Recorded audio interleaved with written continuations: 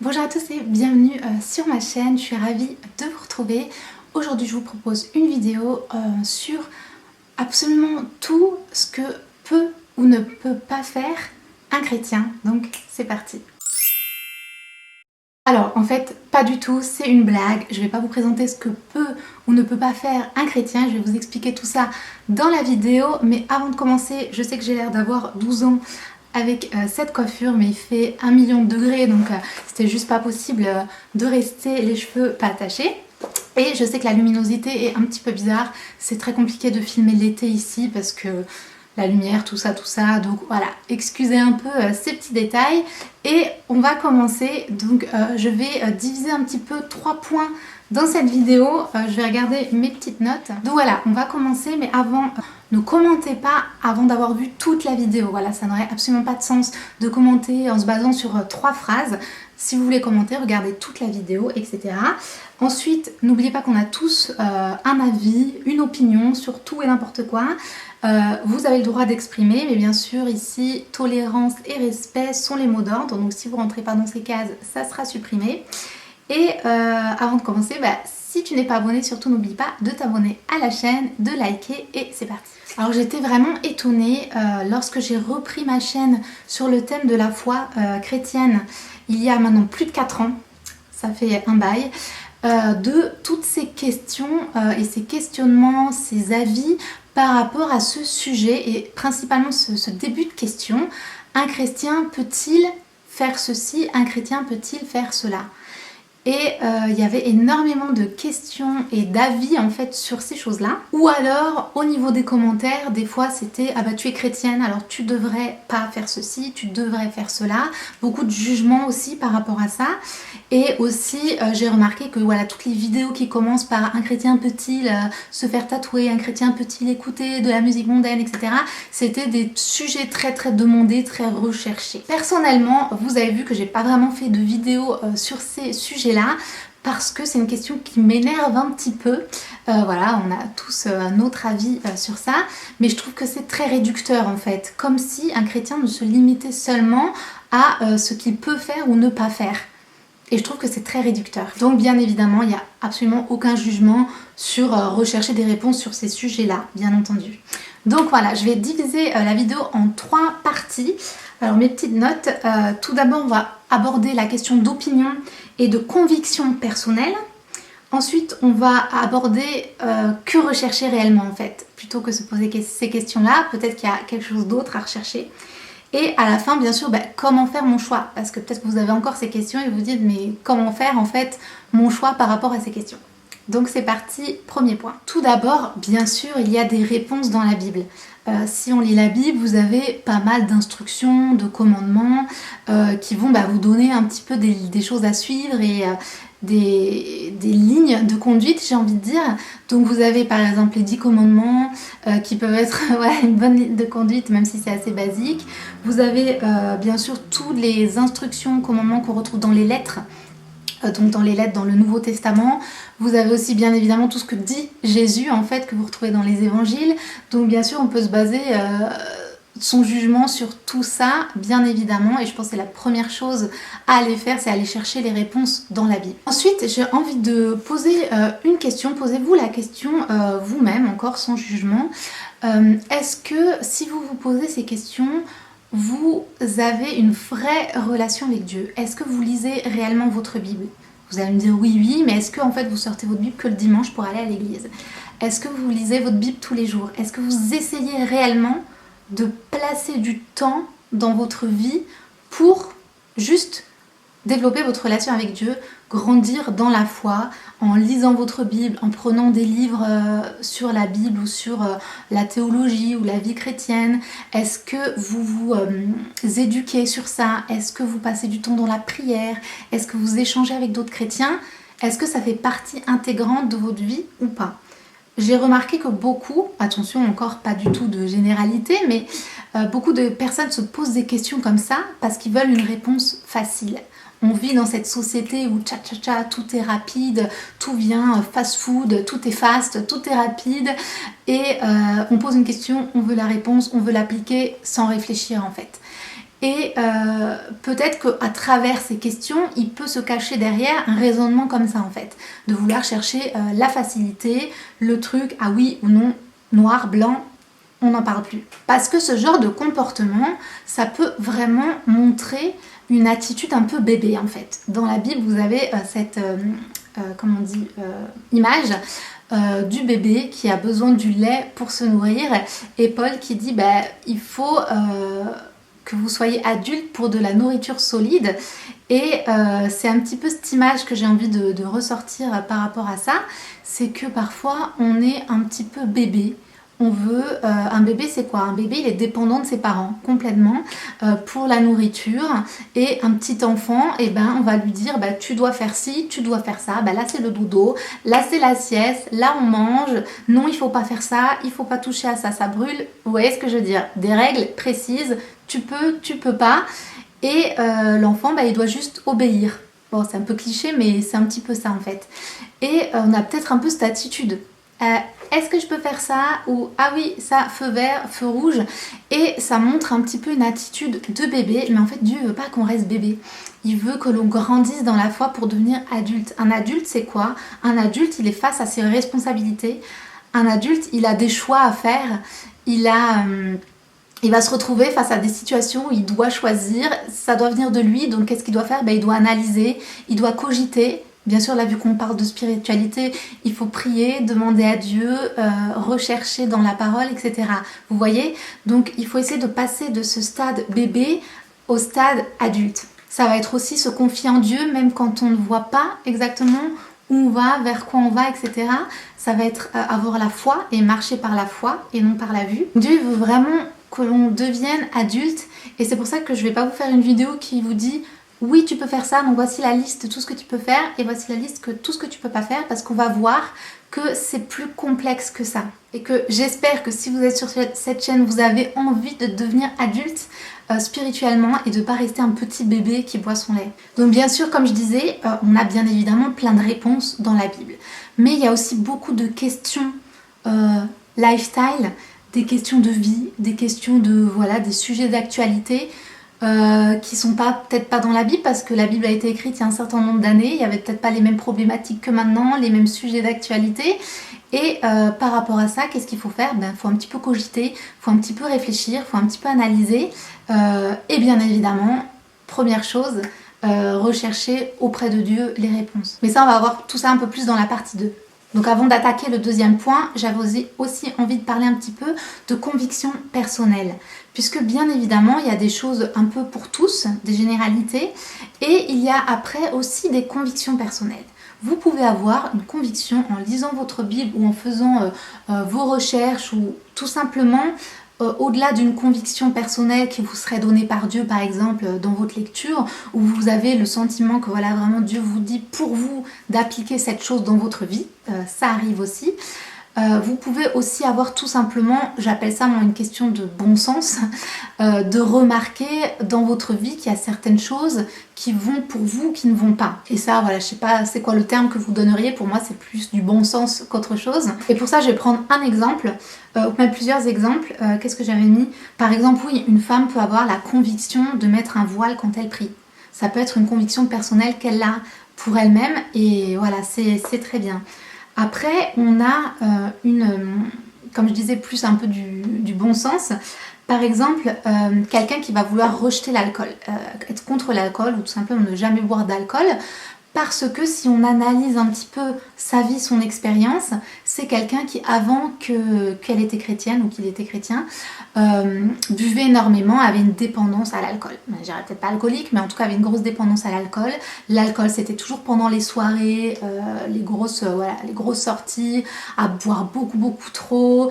Et du coup, toutes ces choses ont entraîné des mauvaises choses dans sa vie, des mauvais choix. Et donc évidemment, pour cette personne, une fois qu'elle est transformée par Dieu, elle va se dire il faut que je reste loin de l'alcool, parce que pour moi l'alcool elle a cette tendance à engendrer plein de choses mauvaises pour moi, pour ma vie.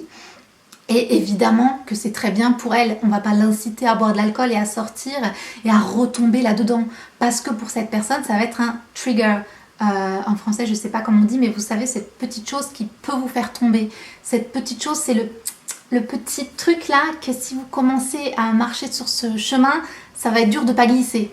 Comme si vous étiez voilà, sur une petite partie, c'est du verglas, et en dessous vous tombez de la falaise, ben, c'est mieux de rester sur la route, quoi. Si vous commencez à aller sur la partie verglas, il y a beaucoup de chances que vous tombiez. Et donc ce qu'on va éviter dans notre vie, c'est d'aller dans ces parties verglas. Sauf que ces parties verglas, elles sont pas toutes les mêmes, et c'est pas toutes les mêmes choses pour tous en fait. Quelqu'un qui n'a jamais eu de dépendance à l'alcool, qui n'a jamais associé alcool, soirée, avec mauvaise action, mauvaise chose pour sa vie, ça ne va pas être des choses mauvaises en soi de boire 2-3 verres avec ses amis en soirée, ou de sortir en soirée dans des bars avec des bons amis. Vous voyez ce que je veux dire? Tandis que pour d'autres, ça va avoir de très mauvaises conséquences. Donc on ne peut pas dire que l'alcool va être mauvais. Bien sûr, trop d'alcool et être alcoolique, c'est mauvais, ça c'est pour tous. Mais bien dosé, on va dire, ou de temps en temps, etc., sans dépendance, sans problème, pour certains, ce n'est pas quelque chose de mauvais en soi. Vous voyez ce que je veux dire? Et ça, on peut l'appliquer pour beaucoup de choses dans la vie. Donc j'espère que vous avez compris grâce à ces exemples. Il y a beaucoup de choses comme ça. Donc ça, c'est de la conviction personnelle et de la jugeote, quoi, par rapport à votre situation. Par contre, comme je disais, c'est pas une règle à appliquer à tous. C'est pas parce que toi, tu as été alcoolique ou que tu as un problème de dépendance dans un certain domaine que c'est le cas pour tous. Et c'est pas non plus le cas pour une certaine situation. Ce n'est peut-être pas une situation de verglas pour tous non plus. Certains livres ou je sais pas, pour toi, ça peut être une situation de verglas qui peut te faire déraper, et pour d'autres, pas du tout. Parce qu'on fonctionne déjà tous différemment dans notre cerveau, dans notre façon d'analyser les choses, mais surtout, on a une expérience de vie complètement différente. Certaines choses qui sont des choses négatives qui peuvent revenir chez vous actuellement ne sont pas les mêmes choses parce qu'on n'a pas les mêmes histoires en fait. Et aussi bien sûr la culture. Bon, je ne vais pas rentrer dans l'histoire de culture, mais la culture, ça a aussi une grosse influence dans notre vie. Il faut savoir que cette histoire de dépendance, c'est quand même très important, puisque dans notre société actuelle, énormément de gens sont dépendants. On est pratiquement tous dépendants d'une ou plusieurs choses. Les choses principales, ça va être les choses basiques auxquelles on pense quand on parle de dépendance, cigarettes, drogue, sexe, etc. Mais il y a bien sûr d'autres dépendances comme les médias, les réseaux sociaux, les films, certaines musiques, certaines séries, ou même d'autres sujets. Mais le plus simple, c'est d'identifier nos dépendances ou les parties verglas de notre vie pour essayer de du coup les éviter. Mais du coup, c'est très personnel en fait. Donc maintenant, on va aller dans la deuxième partie, le deuxième point, qui, plutôt que de chercher une liste 100%, voilà, limite, chercher un petit pin sur Instagram ou Pinterest qui vous dit « le chrétien peut faire ça, il ne peut pas faire ça, ça ». Pourquoi ne pas se dire « attends, je suis chrétienne, donc qu'est-ce que je devrais rechercher en fait? Qu'est-ce qui devrait être le moteur de ma vie ?» Et en fait, du coup, tout simplement, rechercher Dieu en premier. Rechercher Dieu en premier, ça veut pas dire se faire des amis à l'église et aller à l'église le dimanche ou regarder de temps en temps des vidéos chrétiennes. Rechercher Dieu en premier, c'est vraiment le placer à la première place. Donc n'hésite pas toi à te poser cette question, est-ce que tu cherches réellement le royaume de Dieu avant tout?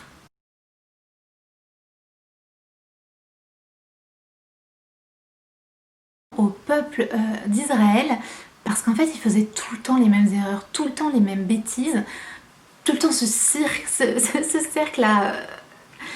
Quand on lit vraiment l'Ancien Testament, ça saute aux yeux quand vous le lisez vraiment du début à la fin. Et bien sûr qu'on sait très bien que nous ne sommes pas mieux, mais d'être comme ça de l'extérieur, on se dit mais ils sont sérieux là, ils sont stupides ou quoi? Ils font tout le temps les mêmes trucs, quoi, les mêmes erreurs, etc. Dieu il leur donne les 10 commandements. Un peu, voilà, bon bah vous êtes des bébés, donc je vais vous donner un truc bien carré comme il faut pour que au moins vous puissiez essayer de suivre ça, quoi. Et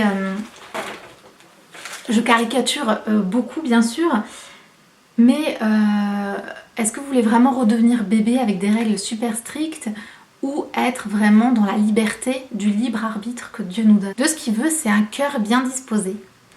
Ensuite, de rechercher Dieu, rechercher le royaume de Dieu avant toute chose. Et ensuite, on a bien sûr des commandements clairs dans la Bible. Le principal, ça va être d'aimer les autres plus que soi-même.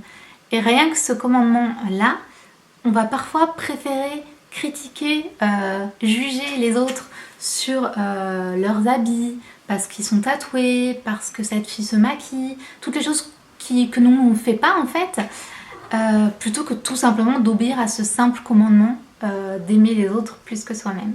Ça fait réfléchir. Alors là vous allez me dire, ok Andrea, mais est-ce que tu es en train de dire qu'en fait un chrétien il va être tout pareil que les gens du monde et faire tout comme eux? Pas du tout. Pas du tout, on en reviendra un peu plus à la fin de la vidéo. Mais encore une fois, pour savoir cette différence, plus vous passez du temps avec Dieu, à étudier sa parole, à prier, à même échanger avec d'autres chrétiens, plus vous allez grandir et plus ça va vous sembler simple en fait, et évident. Même si bien sûr, personne n'est parfait. On n'est pas à l'abri de tomber un peu sur notre verglas, de chuter un petit peu, de se tromper de voix un petit peu. Moi la première, je suis pas en train de dire que je suis parfaite et que je fais tout bien, hein, rassurez-vous. Mais plus vous grandissez, quand même plus vous avez les choses en place en fait. Rechercher vraiment seulement des règles à suivre, c'est un petit peu vouloir être pharisien. Je m'excuse, c'est mon chat.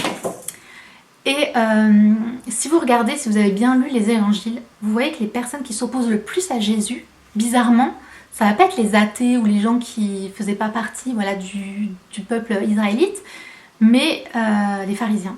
Les pharisiens, c'est les hommes de loi. Et c'est eux qui ne supportaient pas Jésus. Et c'est finalement eux qui ont conduit à l'arrestation de Jésus.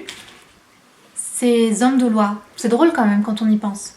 Pourquoi? Parce que Jésus, il est venu placer l'amour, le cœur en fait, le cœur de nous-mêmes, des hommes, au-dessus des lois, au-dessus du paraître, du faire semblant, au-dessus de ce qui est acceptable, ce qui est bien vu dans notre petit cercle. Donc peu importe de quel cercle on parle, mais peut-être ce petit cercle de l'église, du petit chrétien parfait. Jésus, lui, il est venu dire aux pharisiens et à tous que c'est pas ça qui est important. C'est pas de faire genre t'es un bon chrétien, de respecter scrupuleusement les lois. Parce que si t'as pas le cœur en fait qui va avec, si t'as pas le cœur qui veut servir, qui veut aimer, aider les autres, en fait ça sert à rien. C'est vraiment ce que dit Jésus dans les évangiles. Je vous invite à lire les évangiles. Donc ça peut vraiment me poser la question, quand je fais quelque chose, est-ce que je le fais pour le paraître, pour faire le bon petit chrétien ou pour être accepté dans l'église? En fait, peut-être que il y a un mouvement que les gens s'habillent tous un peu pareil. Je me souviens dans une de mes églises, bon c'est pas aussi dramatique, mais il y a certaines filles qui commençaient à prendre une façon de parler en fait, un petit peu bébé, un petit peu comme ça. Et ça a commencé à se répandre et plein de filles ont toutes commencé à parler comme ça. Et je me souviens qu'avec mes copines on était là, mais c'est quoi leur problème? Alors c'est rigolo 2 secondes, mais si vous parlez sans arrêt comme ça, c'est un peu chelou quoi. Donc voilà, aucun jugement, c'est rigolo. Mais quand j'y repense, c'est drôle parce que c'est l'effet de masse aussi, hein, pas que dans les églises, de l'effet de groupe, de vouloir toujours faire un peu comme tout le monde. Mais on peut du coup, dans les églises, sous couvert de c'est comme ça qu'il faut faire, se sentir enfermé dans certaines choses. Et peut-être cette chose, ça ne vous correspond pas à vous. Peut-être qu'il y a un certain type d'habillement, un certain type des petites choses comme ça qui sont bien pour eux peut-être, mais peut-être pas pour vous. Et peut-être ça vous bride en fait vous. Et c'est juste un effet de masse, un effet de personnes et de groupes, mais ça n'a rien à voir avec Dieu et rien à voir avec suivre Dieu. Et du coup, ouais, je trouve que c'est important en fait d'en parler parce que souvent on se dit on est chrétien, on veut bien faire, on veut s'adapter, on veut être bien dans l'église, on veut pas choquer. Et je vous invite pas à révolutionner tout le monde. Mais vous voyez, parfois on peut du coup se sentir enfermé dans certaines choses, mais c'est pas la clé. Dieu il vous demande pas de vous brider, de vous changer complètement pour correspondre à un certain type de personnes, parce que eux ils sont bien comme ça veut pas dire que vous devez être comme ça. Voilà, petit aparté, je ferme la parenthèse. Pareil, dans cette question, on se disait, est-ce que je fais ça pour plaire aux autres? Est-ce qu'il y a aussi des choses que vous faites justement, vous vous cachez? Vous vous cachez des autres parce que ça plaît pas aux autres ou parce que ça plaît pas à Dieu? Ça c'est aussi super important parce que souvent on fait des choses, on sait très bien pourquoi on se cache en fait. On fait des choses mais en fait on sait très bien que ça plaît pas à Dieu. Donc là il faut vraiment se remettre en question. Mais peut-être qu'il y a des choses que vous faites un peu cachées, genre je sais pas, un style vestimentaire, je suis un peu axée là-dessus, mais ça peut être plein d'autres choses. Mais en fait c'est juste parce que vous avez l'impression que c'est pas accepté par les autres, alors qu'en fait il n'y a rien de mal à ça. Je trouve ça tellement triste qu'il y a tellement de chrétiens qui s'enferment dans une culpabilité, dans des règles à suivre, à faire, parce qu'en fait ça enlève tout ce pourquoi Jésus est venu. Il est venu pour nous libérer, pour nous sauver. Toutes ces choses que devaient faire les Israélites, le peuple peuple hébreu dans l'Ancien Testament, des règles à suivre et des choses comme ça. Jésus, lui, il est venu nous enlever tout ça. On est sauvés par la grâce à Jésus. Et en fait, c'est comme si on avait ce cœur-là d'homme là, qui a besoin de suivre des choses. On veut retourner dans l'Ancienne Alliance. On veut sans arrêt retourner dans l'Ancien Testament. Alors qu'en fait, non, héros, Jésus, il est venu là, c'est bon, tu es libéré. Ça n'empêche que bien sûr, on peut se repentir, on peut très bien tomber, on peut très bien faire des erreurs, mais Dieu, il veut vraiment qu'on revienne à lui, qu'on se repente et qu'on ait un cœur pour le servir en fait. Il veut pas qu'on se flagelle, qu'on se fouette, qu'on culpabilise de tous nos erreurs passées ou de tous nos erreurs qu'on commet maintenant, pas du tout. Il veut juste qu'on se repente et qu'on continue notre vie. Parce qu'en fait, personne n'est parfait. Mais vraiment, si tu as à cœur de servir Dieu, tu vas continuer en fait. Dieu veut vraiment qu'on soit libre, heureux et dans la joie de le servir et de vivre pour lui et de répandre cette joie en fait, répandre son amour autour de nous et de moins être dans cette image de jugement, de critique envers les autres. Pourquoi j'insiste un peu sur ça? Parce que c'est ce que me fait remonter toutes les personnes qui ne sont pas chrétiennes. Ça va être ouais mais les chrétiens c'est que des règles à suivre, c'est que des c'est pas bien, c'est pas bien. On a cette image, alors bien sûr c'est qu'ils sont pas allés chercher plus loin que ça, mais quand même c'est dommage que ça renvoie cette image parce qu'en fait c'est tout l'inverse. Jésus c'est l'amour, c'est pas le jugement, c'est pas des choses à suivre, c'est pas s'enfermer dans des cases. Donc voilà, bien sûr, c'est pas parce que des personnes sont chrétiennes qui vont mener une vie à la gloire de Dieu. Peut-être que tu connais des gens dans ton entourage, dans ton église ou autre, et tu te dis ouais mais quand même là il y a des choses, ça ne va pas.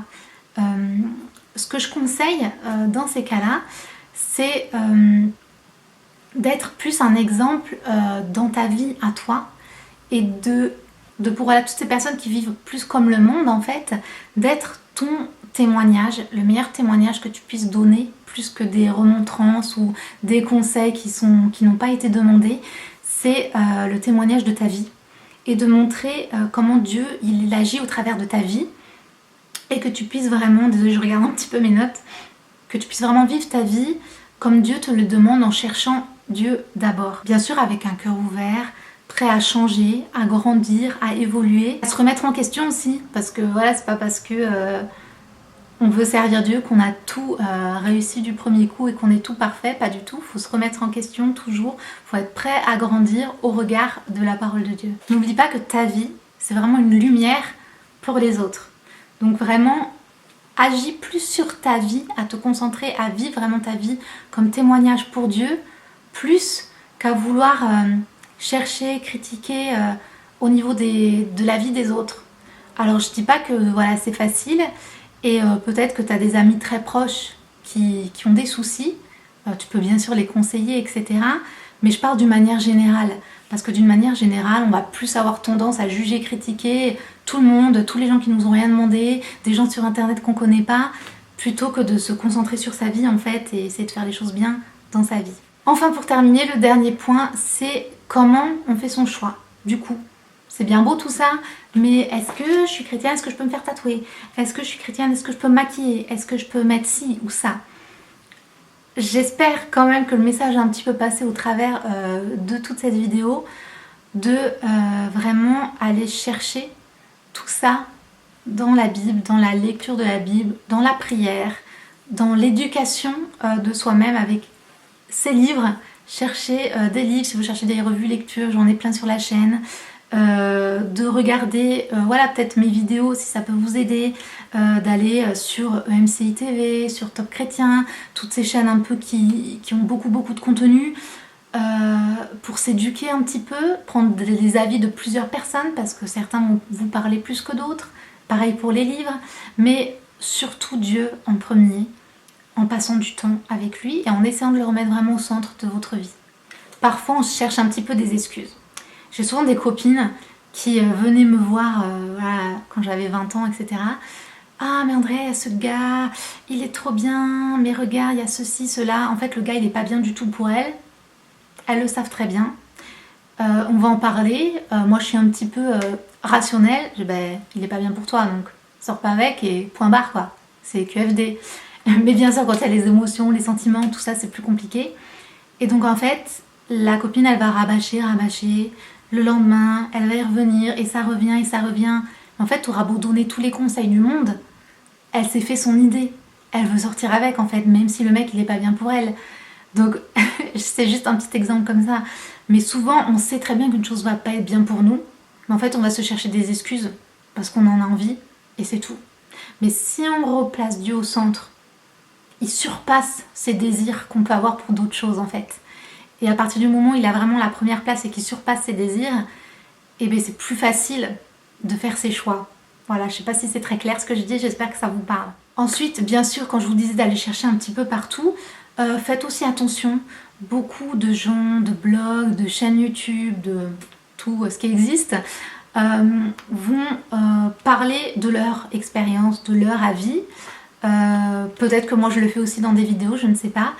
Et du coup, il ne faut pas prendre non plus au pied de la lettre ce que va dire la personne. Certains vont avoir une conviction super forte sur quelque chose, ils vont dire il faut faire ça, si tu le fais pas, t'es pas chrétien. Ben voilà, n'oubliez pas que c'est leur expérience, leur avis, et revenez toujours à votre Bible pour vraiment analyser tout ça. Donc voilà, n'oubliez pas que dans tout le sujet principal, je parlais un peu plus de l'apparence, des loisirs, des médias, et pas de gros sujets de vie. Je le répète encore, bien évidemment, quand on est chrétien, on fait la différence face au monde. Je suis pas en train de dire, ben en fait, fais comme tout le monde, peace and love, tout va bien, Jésus t'aime. On fait quand même la différence. Dieu dit qu'on n'est pas du monde. Mais je pense que du coup, ça se reflète sur différents aspects et peut-être un peu moins sur des aspects qui vont être plus superficiels pour moi, à mon sens, et sur certains aspects qui sont plus importants.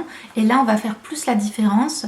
Je vais aussi citer quelques-uns qui sont pour moi, par exemple, les relations, le mariage, la foi et la spiritualité, bien sûr, et l'amour. Je pense que le chrétien va plus pas se séparer, mais se faire la différence sur ces sujets-là dans sa vie. Voilà, c'est juste mon avis. Puis il y en a peut-être d'autres, j'ai pas pensé à tout. Le chrétien va plus se démarquer dans ces domaines-là.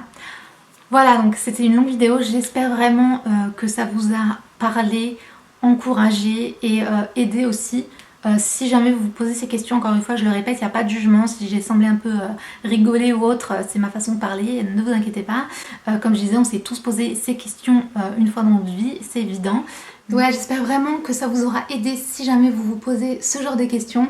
Surtout, n'hésitez pas à vous abonner, à liker, à commenter. N'hésitez pas à regarder sur ma chaîne, j'ai plein de vidéos. N'hésitez pas à remonter un petit peu plus loin.